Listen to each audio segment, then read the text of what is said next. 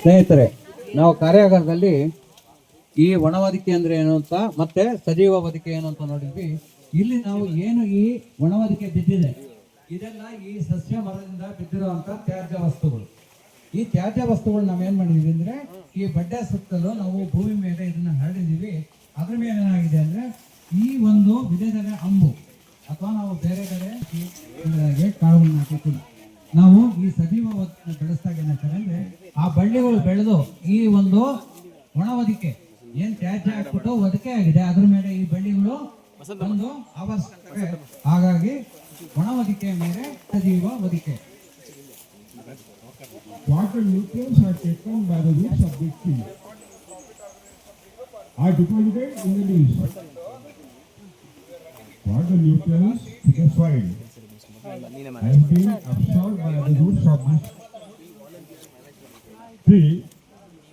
When the leaves are fallen down, all nutrients are existed in the deposited leaves, and after decomposition, humus will be created.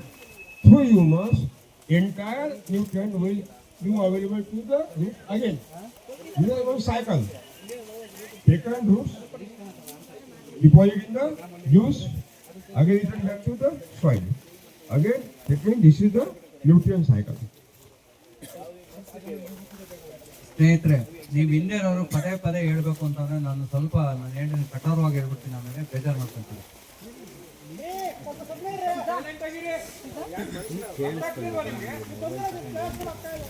ಇಲ್ಲಿ ಬರಪ್ಪ ಎಲ್ಲೇ ಮುಂದೆ ನಿಂತ್ಕೊಳ್ಳಿ, ನಿಂತ್ಕೊಳ್ಳಿ. ನೀವು ಮಾತಾಡೋಣ ಏನ್ ತಿಳ್ಕೊಂಡಿದ್ರೆ ಕಾರ್ಯಾಗಾರದಲ್ಲಿ ಸಸ್ಯಗಳು ಮರ ಗಿಡಗಳು ಬೇರು ಮುಖಾಂತರ ಭೂಮಿಯಲ್ಲಿರುವಂತ ಪೋಷಕಾಂಶಗಳನ್ನ ತಗೊಂತವೆ ಅಂತ ತಿಳ್ಕೊಂಡ್ವಿ. ಈ ಪೋಷಕಾಂಶಗಳನ್ನ ಏನ್ ತಗೊಂಡಿತ್ತು ಭೂಮಿಯಿಂದ ಬೇರುಗಳ ಮುಖಾಂತರ ಅದು ಪೂರ್ತಿ ಈ ಸಸ್ಯ ಮರ ಗಿಡ ಎಲೆ ಆದಿಯಾಗಿ ಪ್ರತಿಯೊಂದು ಭಾಗಗಳಲ್ಲೂ ಅದು ಶೇಖರಣೆ ಆಗಿದೆ. ಆ ಶೇಖರಣೆ ಆಗಿ ಒಣಗ್ ಬಿದ್ದ ನಂತರ ಏನಾಗುತ್ತೆ ಅಂದ್ರೆ ಆ ಶರೀರದಲ್ಲಿರುವಂತ ಪೋಷಕಾಂಶಗಳನ್ನ ಭೂಮಿಯಲ್ಲಿ ಇರುವಂತ ಜೀವಾಣುಗಳು ಅದನ್ನು ವಿಘಟನೆ ಮಾಡಿ ಮತ್ತೆ ವಾಪಸ್ ಕೊಡ್ತವೆ. ಅಲ್ಲಿಂದ ಅದು ಹ್ಯೂಮಸ್ ಆಗಿ ಬದಲಾವಣೆ ಆಗುತ್ತೆ ಅಥವಾ ಜೀವನ ದ್ರವ್ಯ ಆಗುತ್ತೆ. ಆ ಜೀವನ ದ್ರವ್ಯವು ಮತ್ತೆ ಮರು ಪ್ರೊಸೆಸ್ ಅಲ್ಲಿ ಏನಾಗುತ್ತೆ ಅಂದ್ರೆ ಆ ಬೇರುಗಳು ತಗೊಂಡು ನಿರಂತರವಾಗಿ ತಾನು ತಗೊಂಡಿರೋಂಥ ಪೋಷಕಾಂಶಗಳು ಮತ್ತೆ ವಾಪಸ್ ಭೂಮಿ ಬಿತ್ತು, ಅಲ್ಲಿ ಹ್ಯೂಮಸ್ ಆಯ್ತು, ಮತ್ತೆ ಅದನ್ನ ತೊಗೊಳುತ್ತೆ. ಇದು ನ್ಯೂಟ್ರಿಯೆಂಟ್ ಸೈಕಲ್ ಆಗಿ ಅದು ಮತ್ತೆ ಅದು ಆ ತಗೊಂಡಂತ ಪೋಷಕಾಂಶಗಳನ್ನ ಮತ್ತೆ ಒದಗಿಸ್ಕೊಡ್ತಾ ಇರುತ್ತೆ.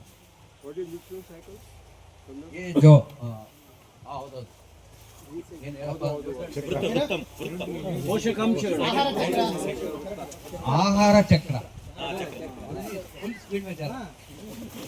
ये ट्रांसलेट है और पूछता है दूसरों को. Back side full greenery covered by the weeds, है ना.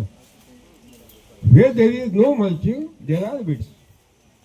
Now you remove the one corner. और देखिए weeds है, नहीं weeds है क्या? Is there weed? That means when you cover the soil and when the seeds of the weeds are germinated, they want sunlight. When you cover the soil, they do not get sunlight. And when they do not get sunlight, photosynthesis stops. And automatically they are dead. This is the natural weedicide. What is it? Natural weedicide. No chemical. ಸ್ನೇಹಿತರೆ, ನಾವೇನ್ ತಿಳ್ಕೊಂಡ್ವಿ, ಸಸ್ಯ ತ್ಯಾಜ್ಯಗಳು ಬಿದ್ದಾಗ ಆ ಪೋಷಕಾಂಶಗಳು ವಿಘಟನೆ ಆಗುತ್ತೆ, ಮತ್ತೆ ಸಸ್ಯಕ್ಕೆ ದೊರೆಯುತ್ತೆ ಅಂತ ಒಂದು ಭಾಗವಾಗಿ ನೋಡ್ತೀವಿ.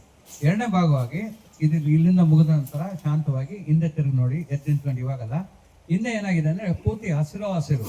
ಆ ಹಸಿರು ಏನಿದೆ ಭೂಮಿ ಮೇಲೆ ಕಳೆ ಇದೆ, ಸಾಕಷ್ಟು ಕಳೆಗಟ್ಟುಗಳು ಅಲ್ಲಿ ಬೆಳ್ಕೊಂಡಿದ್ದಾವೆ. ಆದರೆ ಇಲ್ಲಿ ನೀವು ಈ ಏನು ಸಸ್ಯ ತ್ಯಾಜ್ಯ ಹಾಕಿದೀವೋ ಇದನ್ನ ನಾವು ತೆಗೆದಾಗ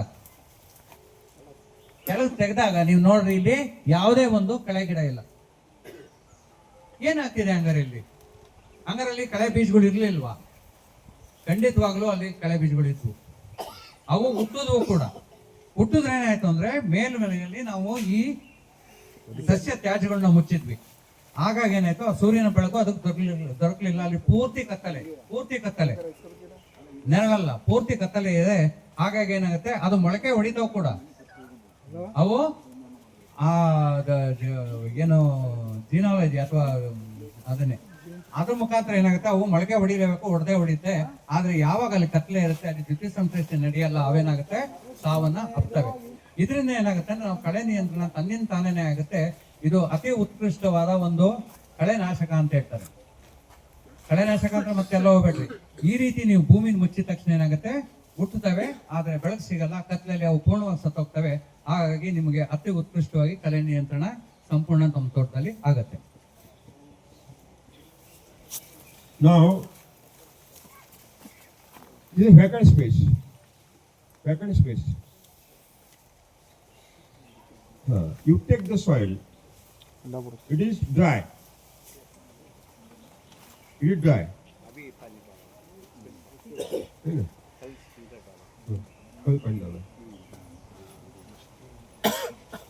But inside the mulching, you take the soil. It is moist. The inner straw is also moist. That means this water is taken from the atmosphere. Yesterday you was. ಸ್ನೇಹಿತರೆ, ಎಲ್ಲಿ ನಾವು ಈ ಒಣವದಿಕೆ ಮಾಡಿದೀವಿ ಅಲ್ಲಿ ಆ ಒಣವದಿಕೆ ಕೆಳಗಡೆ ಇರುವಂತ ಮಣ್ಣನ್ನು ನೀವು ತಗೊಂಡ್ರೆ ಅತಿ ಶೀತವಾಗಿದೆ, ಅತಿ ತೇವವಾಗಿದೆ. ಅದನ್ನೇ ನಾವು ಇವರು ನೆನ್ನೆ ಇಲ್ಲಿ ಏನು ತುಂತುರು ನೀರಾವರಿ ಮಾಡಿರೋದ್ರಿಂದ ಸ್ವಲ್ಪ ಹೆಚ್ಚು ತೇವ ಇದೆ. ಇನ್ನೊಂದು ದಿವಸ 2 ದಿವಸ ನೀವು ಅಲ್ಲಿ ಬಿಟ್ಬಿಟ್ಟು ಅಥವಾ ಆ ಮಣ್ಣನ್ನ ಏನು ಈ ಸಸ್ಯ ತ್ಯಾಜ್ಯದ ಕೆಳಗಡೆ ಇರೋ ಮಣ್ಣಿಗಿಂತ ಆ ಪಕ್ಕದಲ್ಲಿ ನೀವು ತಗೊಂಡ್ರೆ ಅದು ಪೂರ್ಣವಾಗಿ ಒಣಗಿರುತ್ತೆ ಅಥವಾ ಅತಿ ಕಡಿಮೆ ತೇವ ಇರುತ್ತೆ. ಆದ್ರೆ ಈ ಸಸ್ಯ ತ್ಯಾಜ್ಯದ ಕೆಳಗೆ ಏನು ಒದಿಸಿದೆಯೋ ಅದ್ರ ಕೆಳಗಡೆ ನೀವು ಮಣ್ಣನ್ನು ತಗೊಂಡ್ರಿ ಅಂದ್ರೆ ತುಂಬವಾಗಿ ಅದು ಶೀತವಾಗಿರುತ್ತೆ ಮತ್ತು ಹೆಚ್ಚು ತೇವಾಂಶ ಅದರೊಳಗೆ ಇರುತ್ತೆ. Now you see the outer where there is no mulching, color is whitish black, not 100% black. But you see under soil it is black.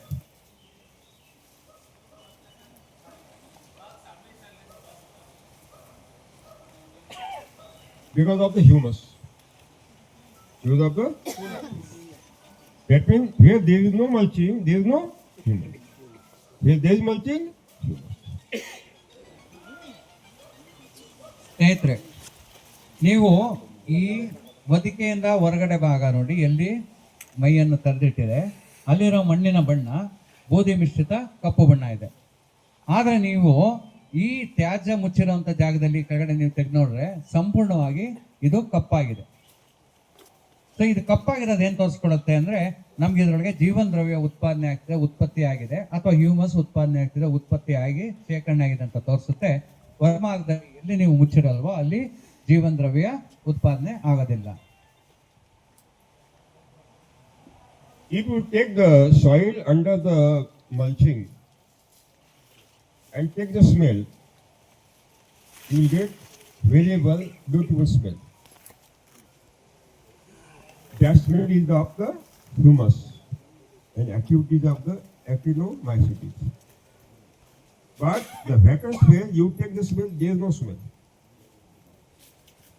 ಸ್ನೇಹಿತರೆ, ಅದೇ ಈ ತ್ಯಾಜ್ಯನ ನಾವು ಮುಚ್ಚಿರುವಂತ ಜಾಗದಲ್ಲಿ ಅದ್ರ ಕೆಳಗಿರುವಂತ ತೇವ ಮಣ್ಣನ್ನು ನೀವು ಕೈಗೆ ತಗೊಂಡಾಗ ಅದು ಯಾವ ತರ ವಾಸನೆ ಸುಗಂಧ ಬರ್ತಿದೆ ಅಂತ ನೀವು ಕೈಯನ್ನು ಹಿಂಗೆ ತಗೊಂಡು ಮೂಗಿನ ಕಡೆ ಹೋದ್ರೆ ಅದು ನೇರವಾಗಿ ನಿಮ್ಮ ಬಾಯಿನ ಕಡೆ ಹೋಗುತ್ತೆ. ಅಷ್ಟು ಚೆನ್ನಾಗಿರುತ್ತೆ, ಅದರ ಸುವಾಸನೆ ಅಷ್ಟು ಭರಿತವಾಗಿರುತ್ತೆ. ಅದೇ ನೀವು ಎಲ್ಲಿ ಈ ಸಸ್ಯ ತ್ಯಾಜ್ಯ ಮುತ್ತಿಲ್ಲ ಆ ಕಡೆಯಿಂದ ತಗೊಂಡೋಗಿ ನೋಡಿ, ನೀವು ಸೋನಾ ಮಸೂರಿ ಅನ್ನ ಮಾಡ್ತಿರಲ್ಲ ಆ ತರ ಇರುತ್ತೆ. ಬಾಯಿಗೆ ಹಾಕೊಂಡ್ರೆ ಬರೀ ಅನ್ನನ ಉಗಿಯಂಗಿರುತ್ತೆ. ಆ ತರ ಅದದು ಒಂಚೂರು ಸುವಾಸನೆ ಇರಲ್ಲ, ಅದದು ರುಚಿನೂ ಇರಲ್ಲ, ವಾಸನೆನೂ ಇರಲ್ಲ. ಇದ್ರ ಕೆಳಗಡೆ ಅದು ಸಂಪೂರ್ಣವಾಗಿರುತ್ತೆ, ನೀವು ತಿನ್ನೋಣ. ಆದ್ರೆ ಈ ವಾಸನೆ ಹೇಗೆ ಬಂತು, ಈ ಸುಗಂಧ ಹೇಗೆ ಬಂತು ಇದು ಈ ಒಂದು ಮಣ್ಣಲ್ಲಿ ಅಂತ ಅಂದ್ರೆ ಅದರೊಳಗಿರುವಂತ ಹ್ಯೂಮಸ್, ಅದರೊಳಗಿರುವಂತ ಜೀವನ ದ್ರವ್ಯದಿಂದ ವಾಸನೆ ಬಂತು. ಇದು ಮತ್ತೆ ಇದು ಯಾವುದರಿಂದ ಬರುತ್ತೆ ಅಂದ್ರೆ ಆಕ್ಟಿನೋಮೈಸಿಟಿಸ್ ಅಂತ ಜೀವಾಣುಗಳ ಮುಖಾಂತರ ಈ ಒಂದು ಸುವಾಸನೆ ಅದರೊಳಗೆ ಶೇಖರಣೆ ಆಗುತ್ತೆ. Guru has, I think, that utilized French scent in the soil.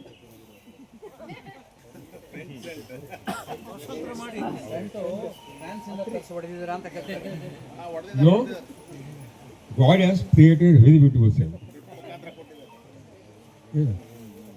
Why this scent? It is the indication that humus creation is started.